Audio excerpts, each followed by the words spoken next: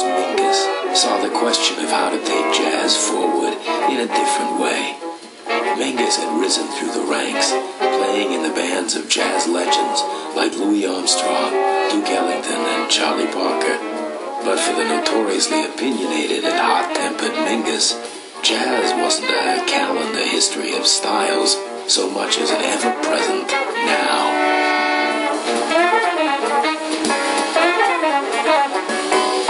Charles Mingus had a very strong sense that there was no past, there was no present, there was no future. All of the time was alive at the same moment.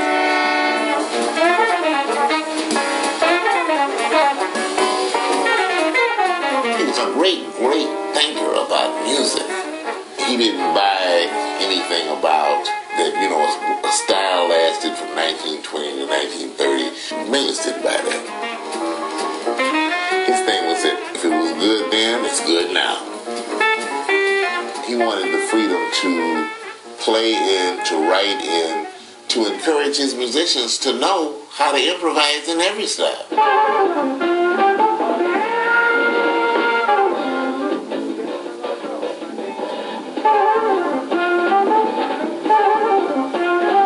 In 1959, Mingus recorded and released Mingus It was one of 4 albums he made that year, not unusual in this prolific artist's long career. But Mingus was a tightly focused masterwork.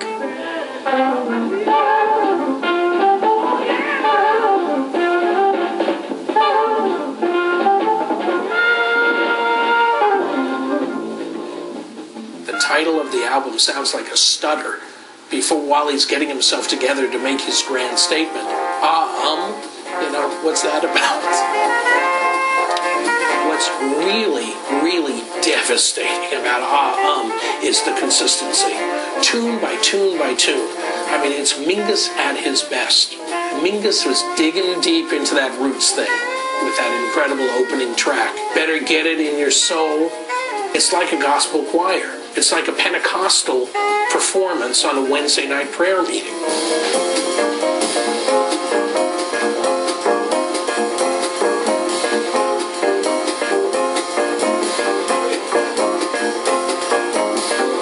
The incredible magic of it is not just the influences. It's how Mingus works it all together and makes it into its own new thing.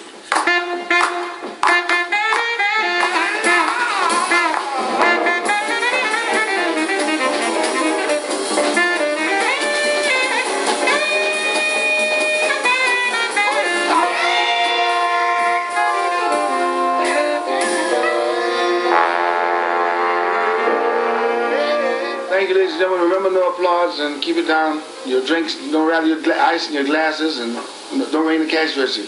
You got it covered? All right.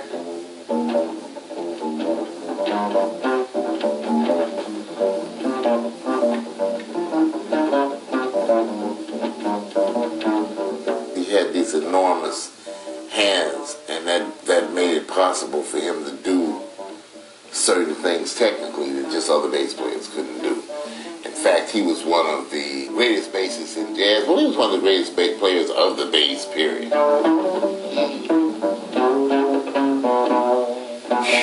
I can hear him now. He was powerful.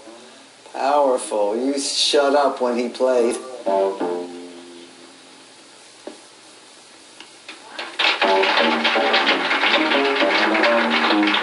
Charlie Mingus was a big man with a big talent and a big temper, and people bugged him in the audience for some reason. Someone did. He got very angry. He took his bass and he smashed it through the light up there and broke it.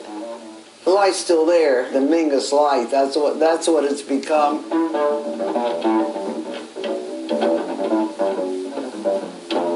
He ripped the front door off once, and some little gal this big dragged it home, as I recall.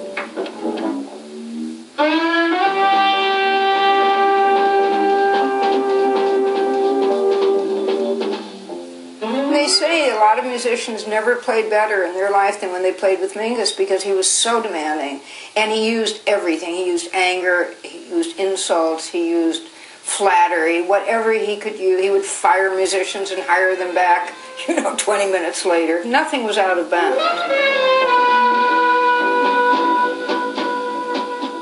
He wanted you to understand play his music and be yourself in it. So often on a nightclub stand, he would stop and say to somebody, you're not playing yourself, you're playing notes. I knew that Mingus was playing in this little club on West 4th Street, and I went into the club. There was an argument on the bandstand, they weren't even playing, and I heard Mingus yelling at somebody, and it turned out to be the piano player. Mingus put his arm inside the piano, and he grabbed the strings and pulled them out with one fist. I said, man, it's time for me to get out of here. I'd never seen anything like that in my life. Well, I'm going to shoot it.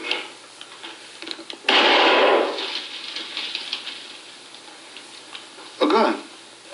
People are always telling me stories I don't want to hear about moments of Charles's volatility or things that took place, and take place they did. And Charles created scenes. He was called jazz's angry man, and he had plenty to be angry about. He had a lot to confront in those days for a man of his sensitivity and his sensibility and his talent, and unrecognized in many places merely because he had the wrong skin color. He wasn't dark enough and he wasn't light enough. He said, well, he called himself a mongrel or a mutt.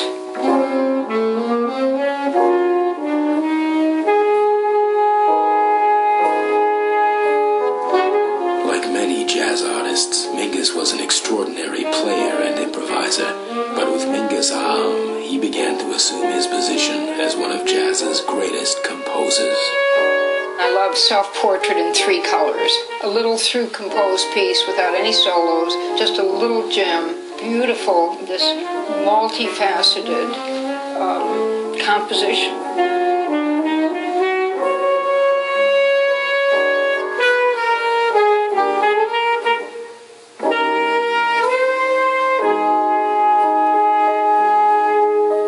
Charles once said that he was, through his music, trying to express who he was.